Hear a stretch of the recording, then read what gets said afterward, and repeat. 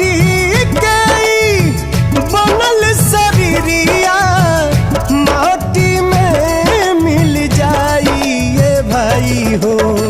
केहू कुछ लेके नहीं जाई, केहू कुछ लेके नहीं जाई ये भाई हो।